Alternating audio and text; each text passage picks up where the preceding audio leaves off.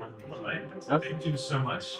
And thank you all for coming to listen to this talk. It's a bit intimidating with my face and the light not so big. And like, is it work now speaking? I'm like, yeah, it's probably it. And the second thing that is intimidating, I want to have slides with one, which is for a next consultant, something very new and something that makes me a bit nervous if there are no slides in the background. So if you could help me coming over this nervousness, I would like to just talk about you for a few minutes before we turn back. So if I could motivate everyone of you, who cares about climate? Or like this. Who cares about climate? Just to stand out for me. If you can just, I know it's a bit annoying, but do me the favor. It's a nice exercise, okay? So you all care about climate. Well, that's what I expected, luckily. So thanks for all playing with me. Keep on standing. If you're working for or with an organization that does something about the problem, in the problem sense, that does works on part of the solution, so to speak, to solve climate. And it's yeah.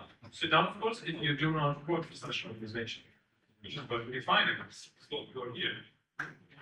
Great. Now everyone standing works for the together climate, works for an organization that works on the problem. Last question is, who thinks they are doing enough? Who are doing enough themselves, so we're doing enough as an organization, like we do it. Keep standing if you feel like you're good. Great. I love it that 3 people, 4 people say yes, oh, we're doing enough. This is exactly what we need. And also love that the rest is to themselves honest, that I think there's more that we can. So thanks for playing this game with me. And as a kind of like a reward for you guys, I have a little action afterwards that I need you to remind me of. And I literally need you to remind me of because I have no slides, so I might forget if I don't. So remind me to call to action for all of you afterwards. Okay, so let's get started here with the proper task. So I guess back to me. I want to do 3 things with you today, and of course they have to be 3 because I'm still a recovering consultant, so without 3 I wouldn't feel comfortable.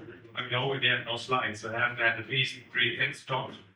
The first thing is I wanted a brief stock take. Since you all care about climate, I think we could really brief where we are right now.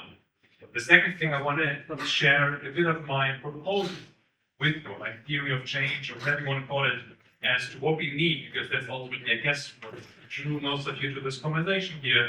What do we need to actually make progress? And then lastly, I come to a few call to action, so like especially for people who think they can still themselves, the organization, do with it. So, where are we right now? It's no secret that we are a little bit lost maybe from the whole climate thing. We're not on track at all. We see, of course, changes, real world physical changes in climate systems that are manifesting the urgency for most of us. I think we have to acknowledge that it's just natural disasters with a frequency that's not explainable otherwise. But the really scary thing is that even climate scientists recently can't explain, or their models fail to explain some developments. Which means even if we acknowledge that what scientists said before was already a bit scary, but now it's even scarier because their models that already was scary, resulted in scary predictions, can't explain anymore why the oceans are warming at such an accelerated rate. So now they're trying to figure out what is it now that is underlying this whole thing, the process underlying it. Because if we don't understand even the process, we can't even predict it. So it might be even worse than our current prediction. So it's just, and we also know, and there's a thing, I hope, what many people are here for at the moment, the current levels of action. We saw all at the beginning, of policies, but also commitment are not enough. I mean, there are these nice projections from the stock takes.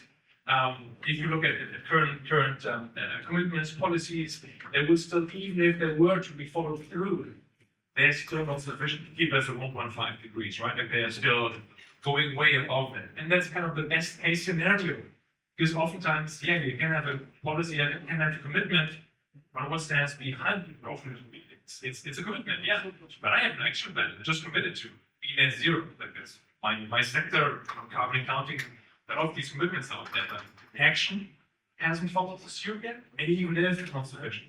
So that's the whole doom and gloom. So welcome to my talk.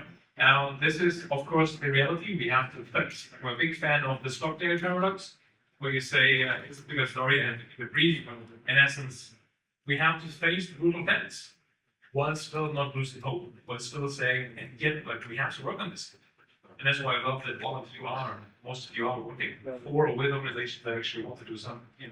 So that's the Stocktake part, first of all. Second one, proposals. So what is my personal conviction here? What do I believe we need? What do I want to work on? Now, first, I think it has to be the realization that we ultimately care about the same thing. And I just want to call this thing as well-being. And now this might sound a bit like, okay, well-being, but if you think things through, honestly, you can't translate everything into caring about well-being. I mean, I care about the tenant because I care about human and their well-being. Okay, that's an easy one, simple one. But if you even assume the most selfish interest, the billionaires, millionaires out there with their yachts, with their big mansions, maybe they don't really care about the yacht or the mansion. They care about maybe the status, the reputation, but maybe underlying that is financial security, safety for the family, all of those things. They all relate to well-being. Even if I just pursue my financial independence, ultimately it is not well-being. But we have just lost track of this. We have all these proxies like GDP growth. Yeah, because GDP used to be a very good proxy for human well-being, ultimately. The prosperity of the nation and safety security of these things. But we just are right now obsessed with metrics. And we lost what's behind the metrics. So we have to come back to the realization of, well, maybe we need different measures for well-being, and that's a new story, but I think it's one we have to return to, ultimately. So behind this realization of well-being is the ultimate thing everyone can get together around. And also start out from like what is the one common denominator that we don't agree upon. We can't find about even things like religion and culture, what have you, but ultimately we all want to realize we make some potential of well-being. So that leads me to the three layers that I believe need to work. The very first, the foundational one, is the ground-up work that, and I do believe most of you have asked through specific organizations, but I do believe most of you are part of this, like ground-up, individual or corporate or whatever entity you are, level action. That translates, of course, to people going out on the streets, voicing their concerns, voicing their dissatisfaction. But in the private sector, which I'm mostly part of, it's of course about corporate action, P Corps, for example. Or there's a great initiative in the UK, mostly Rwanda, where they say it's about supply chain transparency. It's about data infrastructure. This sounds really mundane, but we don't have the data to drive the right decisions. We're lacking the information necessary to, for example, invest in the right technologies. Like banks, they just don't know what is the most sustainable project right now that I can fund, because the data is not there. So Reward Earth tries to set the foundational data infrastructure with one of the projects. Is short data about carbon emissions, about sustainability across the supply chain, back to the primary assets. That's what we need. Ground up. Second layer, policy. We talked about it. We do not have sufficient policies in place that are aligned, comprehensive, fair rules. So translate all of these voluntary commitments into fair and aligned ground rules for the economy, for the net zero economy. So there I work together with Oxford Net Zero. It's a great initiative, Oxford Net Zero in and of itself. And we together found the Net Zero Policy Network, where we say, yes, policy is one thing, but policy can also not ignore the reality of business, for example. Right now in the EU, I think it's great that we're pressing ahead with new policies like CSRD, CSRD, all of these things. The US, we might lose a bit, but still, policy is pushing, great. But we also need to have the dialogue between policy and the private sector, because ultimately, the private sector has to reduce emissions. Politicians can pay, some procurement stuff, yes, but the government does not itself have the emissions. It's the companies, the jurisdictions that have the emissions. But in order for them to push through with the policies, they need to be realistic, they need to be aligned with the reality to some degree. So to create more of the alignment, we are working with the Net Zero Policy Network on this. And now I come to the very first or third layer, the top layer. And that's where it might get a bit scary, but this is global governance. Global governance is essential. It's ultimately at the root, at the core of the problem.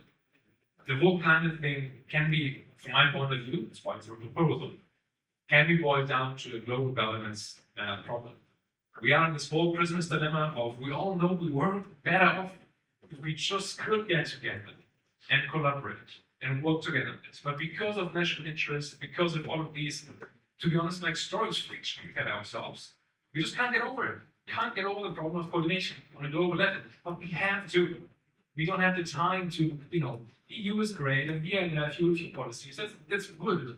But if we can't get to globally aligned mechanism, we won't get there. So on the top layers, at the same time, again, we have to work on all three. I'm not saying wait for the perfect global governance, and until then we can all lay back. No, push from the ground up, work on the policy, but also help to establish the global governance structure that we need to finally come together and again align around this whole concept of well-being and leave this principle and like help ourselves to go on this like higher living, where we can all like human and can all flourish. Okay, so that's been my three layers. That's been my proposal of it. And now in closing, because I don't want to keep you too long, and I think it's always nice to have like hopefully a brief and all that's probably the thing.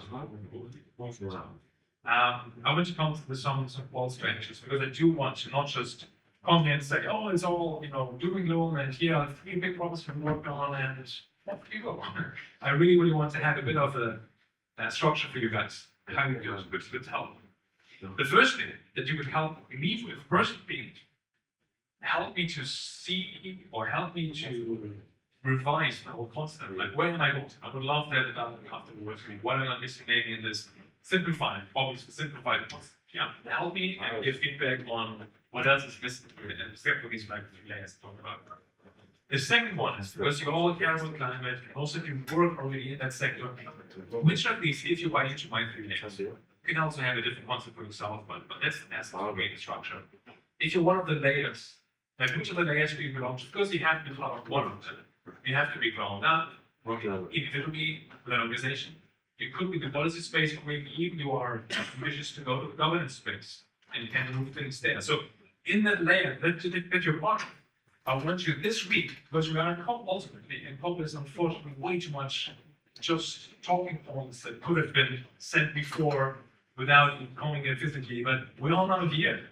Let's make the most of this. So please, in this week, my call to action is in your layer, move something forward. I want you to come out of this week with some note on, even if that like a conversation, but what's one note on this one was important. Like this made my trip worth it. I had a conversation, I can make the connection. Even I might have just give out a business card to a person I hope to connect with afterwards. Make something there, do something there. And then on the third note, this again has to help straightforward for consulting. I would love for you to think about how could you, when we meet again next year, how could you be one of the people who remain standing at the end? When I ask the same question again about, do you feel you're doing enough? Do you feel you're all good, like you've done everything you can? I want you next year when we see each other again, just to hang out, to keep standing. To be one of them who say, yeah, no. And this is not, it's not me being overly bullish. It's actually, I can stand behind this. Here's what I'm doing. So thank you for your attention. I hope I could inspire some call to action that didn't go up here. Thank you very much.